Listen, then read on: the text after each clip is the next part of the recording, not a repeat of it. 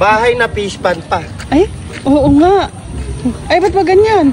Alisin mo yung chinelas mo. Wala kang sugat yung paa mo? Wala. Oo na.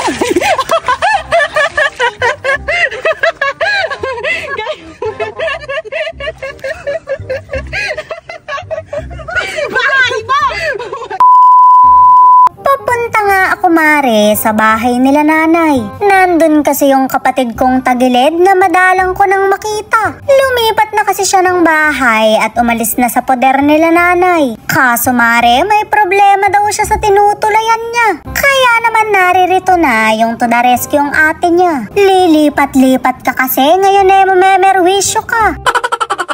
Sinamahan ko nga sa lungga niya para makita yung problema niya. Sakto, Mare, mag-house tour na rin tayo. Huwag nga lang daw ako masyadong mag-expect dahil hindi kagandahan. Malamang hindi naman tayo anak ng kontraktor. Mare, anak lang kami ng aswang.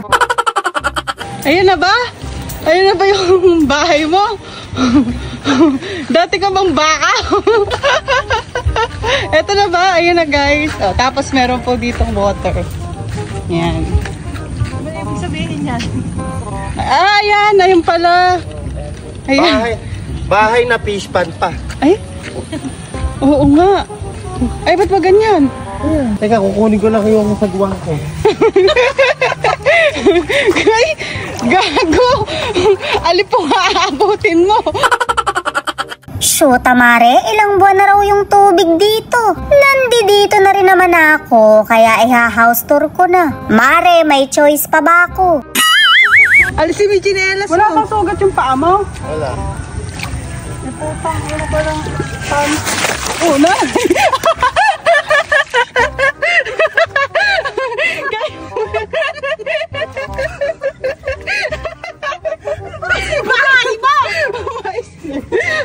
Mare, kabod na lang ng huli ng palaka yung nanay ko. Guys, sabi mo yung bahay niya. Yung nanay ko na slide. Siyempre, kahit nanay ko siya, hindi siya makakaligtas. Pagtatawanan ko muna bago tulungan.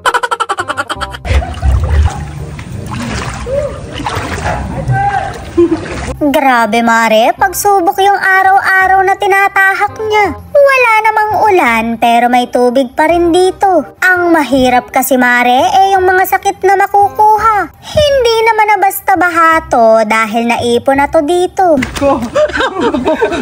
Dati yata siyang tilapia. Puta mo. Ano ba itong binahayan mo? Hayop ka. Tangina, paano ka madadalan dito na? Magbanlaw ka, baka matetanong ka.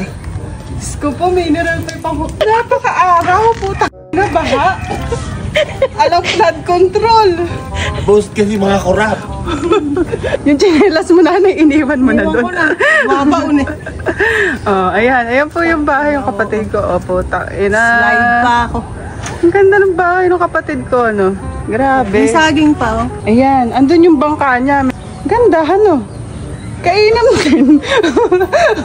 Kainam din. May saging dito.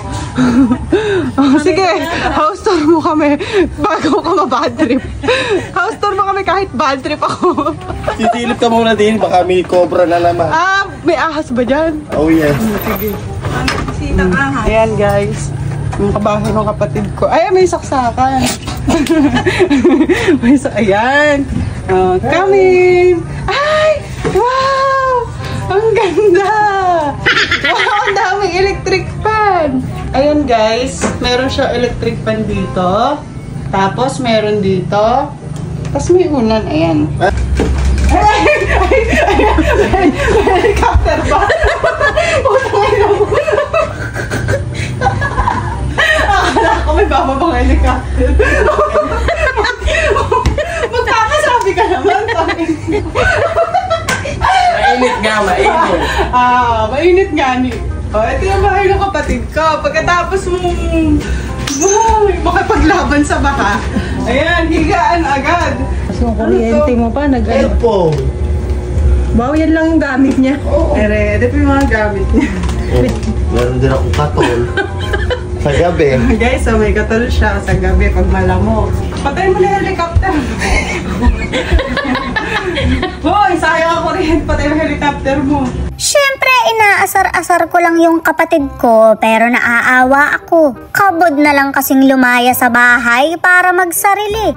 Ring at iniisip ko kung ano bang gagawin kong solusyon. Madedengge pa siya dito dahil nakapaligid siya sa tubig. Mare, alipo nga talaga aabutin niya. Pagka minalas-malas, leptos pa. Mataas naman yung bahay niya, kaya gamit na lang sana yung bibilin ko. Pero ang kailangang masolusyonan yung baha sa ibaba. Ano bang gagawin ko dito, Mare? Worth it ba kung patatambakan ko? May kalaliman din kasi, kaya alam kong magiging magastos. Hindi naman kasi to ganito noon, pero kabod na lang nagkaganito. Nakakapagtanim-tanim pa nga sila noon, pero kanal na ngayon. What if tilapia na lang kaya yung pawalan ko, kumita pa sila? Yan. Yan. Oh, babalik din, ano. Si nanay naman kasi pwede naman lumipad, hindi pa ginawa.